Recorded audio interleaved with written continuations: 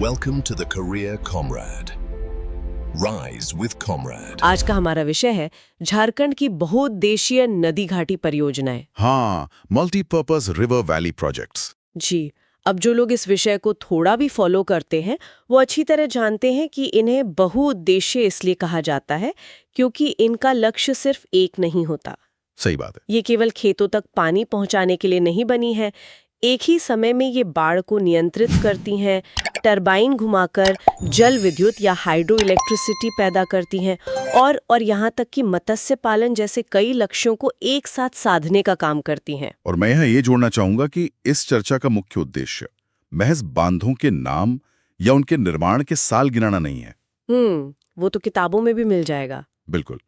हम इन परियोजनाओं को एक विस्तृत केस स्टडी की तरह खोलकर देखेंगे।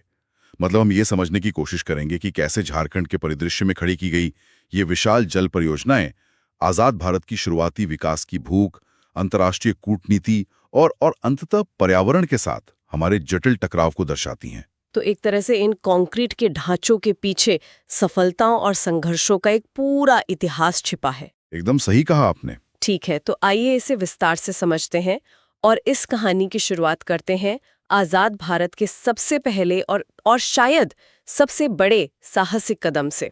1948 का वो दौर। हाँ, साल था 1948। देश ने अभी अभी आजादी की सांस ली थी। विभाजन का दर्द बिल्कुल ताजा था। संसाधन न के बराबर थे हमारे पास।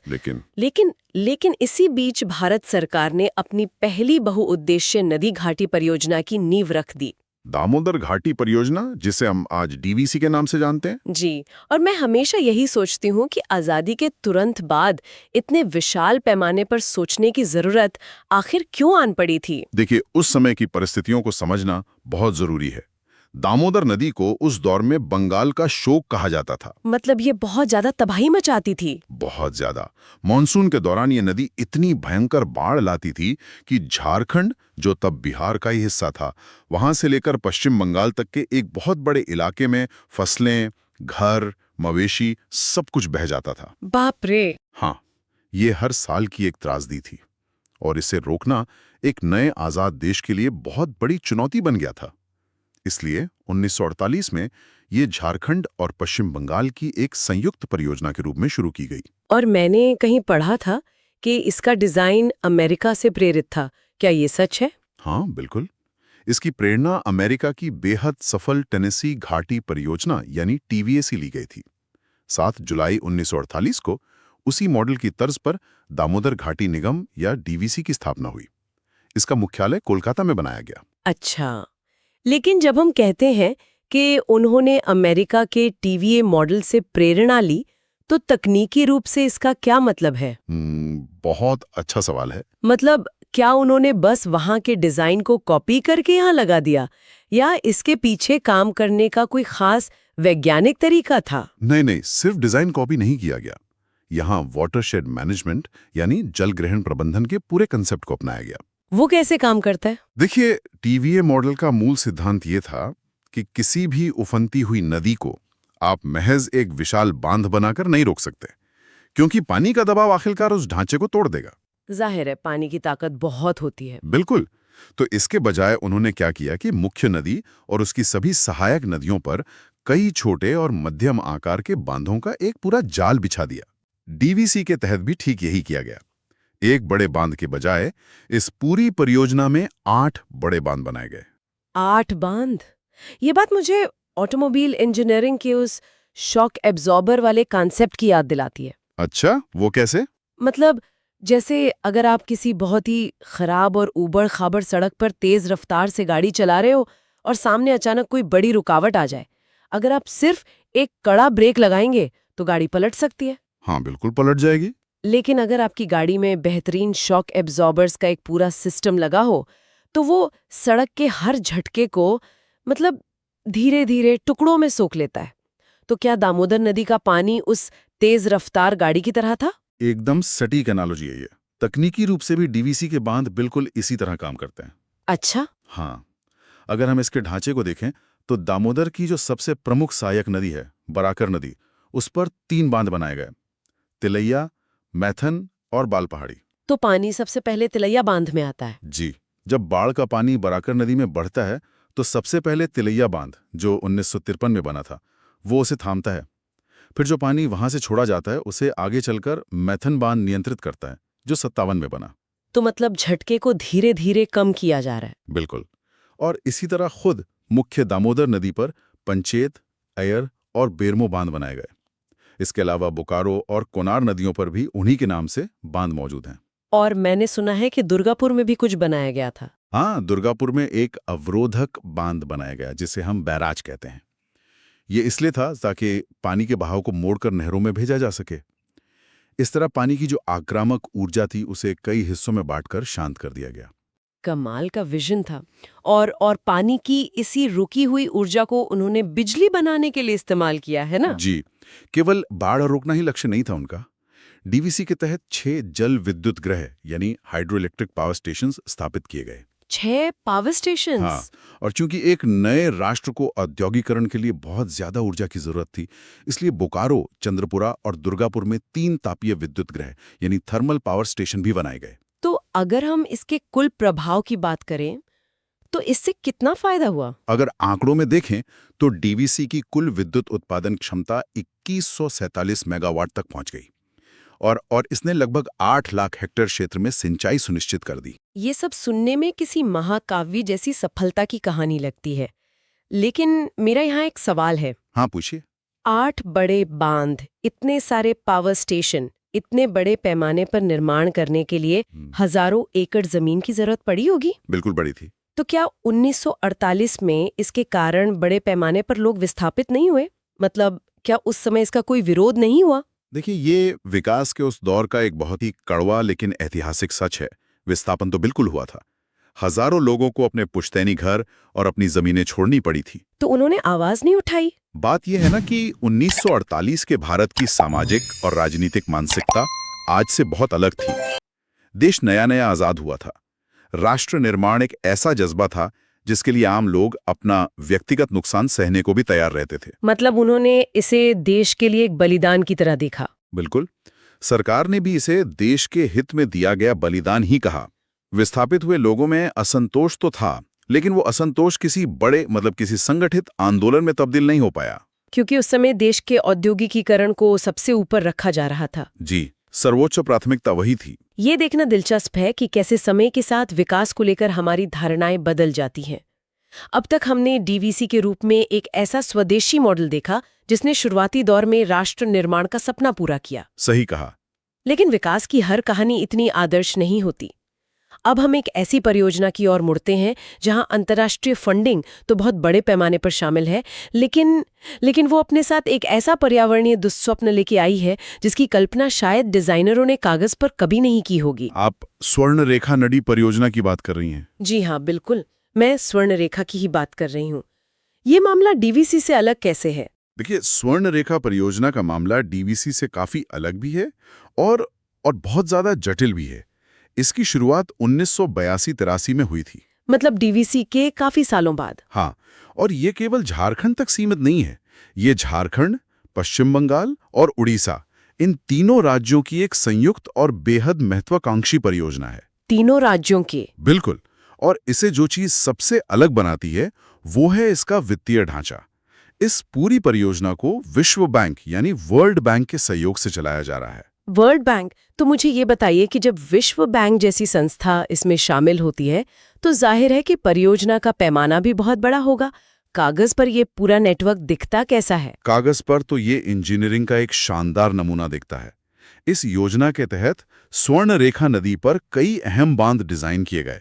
जैसे रांची में गेतल सूद बांध है जो 71 में बन चुका था, उसे भी इस परियोजना के बड़े नेटवर्क से जोड़ दिया गया। अच्छा, उसे भी शामिल कर लिया। हाँ, इसके अलावा सरायकेला खरसावा में चांडिल बांध और पूर्वी सिंहभूम में गालूढी बांध का निर्माण हुआ। और क्या ये सिर्फ मुख्य नदी पर ही बने हैं? नहीं, केवल मुख्य नदी ही नहीं बल्कि इसकी सहायक नदी खरकई पर भी पश्चिमी सिंहभूम में ईचा बांध और पूर्वी सिंहभूम में गजिया बांध बनाए गए। मतलब ये भी काफी बड़ा नेटवर्क है। बिल्कुल। साथ ही रांची के करीब हुंडरू जलप्रपात के पानी का इस्तेमाल करके लगभग 130 मेगावाट बिजली का उत्पादन भी इस योजना का हिस्सा है। अरे वाह, ये तो बहुत अच्छा लगता है सुनने में। लेकिन यहीं पर बात सच में बहुत दिलचस्प या कहूँ कि बहुत भयानक हो जाती है। जी, असली समस्या यहीं शुरू होती है। क्योंकि जो ढांचा आपने बताया वो सिंचाई और बिजली के लिए बेहतरीन लगता है, लेकिन असल समस्या इस कंक्रीट के ढांचे में नहीं है। समस्या उस पानी की प्रकृति में है जो इन बांधों में रुक रहा है। बिल्कुल। स्वर्णरेखा नदी के किनारे, खास तौर पर जादू घोड़ा, नरवा पहाड़, तुरा मंडी और बागजाता जैसे जो इलाके हैं, वहां भारत की सबसे बड़ी यूरेनियम खदानें मौजूद हैं। जी, यूरेनियम माइंस। हाँ, अब मुझे ये समझाइए कि आखिर इन खदानों की वजह से नदी के पानी में, मतलब नदी में रेडियो एक्टिविटी या रेडियोधर्मी कचरा कैसे पहुंच रहा है? क्या खदान का पानी सीधे नदी में छोड़ा जा रहा है? देखिए, ये प्रदूषण किसी एक पाइपलाइन से नहीं आ रहा है। ये एक पूरी व्यवस्थागत विफलता है। वो कैसे? जब यूरेनियम का खनन होता है तो अयस्क या ओर से यूरेनियम निकालने के बाद जो भारी मात्रा में कचरा बचता है उसे हम टेलिंग्स कहते हैं। टेलिंग्स। हाँ, ये कचरा एक तरह का रेडियोधर्मी कीचड़ होता है। इसे खदानों के पास ही बड़े बड़े तालाबों में, जिन्हें टेलिंग पॉन्ड्स कहते हैं, वहां जमा कर दिया जाता है। अच्छा, तो फिर नदी में कैसे जाता है ये? होता यह है कि जब भी भारी बारिश होती है तो इन तालाबों का पानी ओवरफ्लो होकर सीधे स्वर्णरेखा नदी में मिल जाता है। हे भगवान! सिर्फ इतना ही नहीं, रेडियोधर्मी तत्व धीरे धीरे रिसकर ग्राउंड वाटर यानी भूजल में भी मिल जाते हैं और वहां से भी नदी में पहुंचते हैं। मतलब हम एक ऐसे विकास मॉडल को देख रहे हैं जहां विश्व बैंक के करोड़ों डॉलर के फंड से बांध और नहरें तो बना दी गईं, लेकिन वो नहरें खेतों तक जो पानी ले जा रही हैं, वो पानी ही जहरीला है। यही तो सबसे बड़ी विडंबना है इस पूरे प्रोजेक्ट की।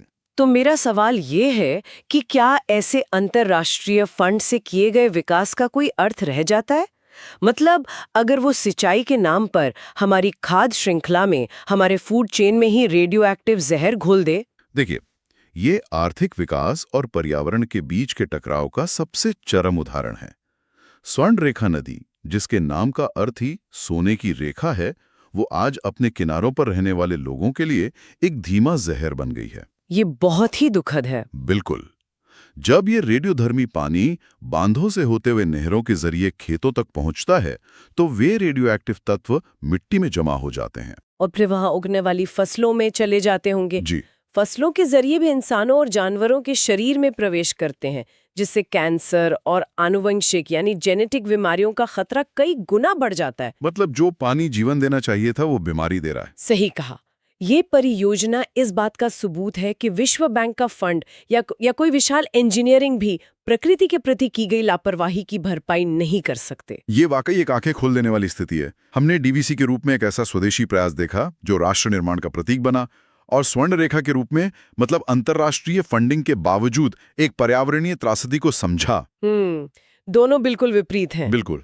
अब मैं इस चर्चा को उस दिशा में ले जाना चाहती हूँ जहां हमें अंतर्राष्ट्रीय कूटनीति की एक सफल कहानी देखने को मिलती है, और उसके ठीक विपरीत एक ऐसी परियोजना भी जिसे खुद वहां के स्थानीय लोगों ने सिरे से नकार दिया। आप मयूराक्षी और कोयलकारों की बात कर रही हैं? जी, चलिए मयूराक्षी से लेकर कोयलकारों तक की बात करते हैं।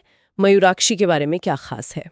अगर हम सफल अंतर्राष्ट्रीय कूटनीति की बात करें तो मयूराक्षी परियोजना उसका एक बेहतरीन उदाहरण है। ये भी झारखंड और पश्चिम बंगाल की एक संयुक्त परियोजना है। अच्छा, ये भी संयुक्त है? 1955 में दुमका जिले के मसानजोर नामक स्थान पर मयूराक्षी नदी पर एक बांध का निर्माण पूरा हुआ था, जिसे मसानजोर बांध कहा जाता है। लेकिन मैंने कहीं पढ़ा है कि इसे कनाडा बांध भी कहते हैं। आजादी के मात्र 8 साल बाद झारखंड के एक सुदूर इलाके में कनाडा का नाम कैसे जुड़ गया? ये इस परियोजना की सबसे दिलचस्प बात है। 1950 के दशक में जब भारत अपने आधारभूत ढांचे का निर्माण कर रहा था, तब इस बांध के निर्माण में कनाडा की सरकार ने वित्तीय और तकनीकी रूप से भारी मदद की थी। ओहो, मतलब सीधा कनाडा से मदद आई थी। बिल्कुल। विदेशी सहयोग से बना ये बांध काफी हद तक अपने उद्देश्यों में सफल रहा। इसी नदी पर आगे चलकर तिलपारा बांध का भी निर्माण किया गया, जिसने सिंचाई के क्षेत्र में एक बड़ी भूमिका निभाई। इसके अलावा एक और महत्वपूर्ण परियोजना उत्तरी कोयल परियोजना है, जो 1972 में शुरू हुई। ये कहाँ स्थित है? लातेहार के कुटकू में। इस परियोजना की खास बात यह है कि ये झारखंड जैसे गढ़वा, पलामू उनके साथ साथ पड़ोसी राज्य बिहार के गया और औरंगाबाद की प्यास भी बुझाती है। तो अगर मयूराक्षी परियोजना की सफलता को किसी आसान उदाहरण से समझना हो तो वो किसी सफल इंस्ट्रक्शनल डिजाइन या क्लासरूम मॉडल की तरह है। वो कैसे?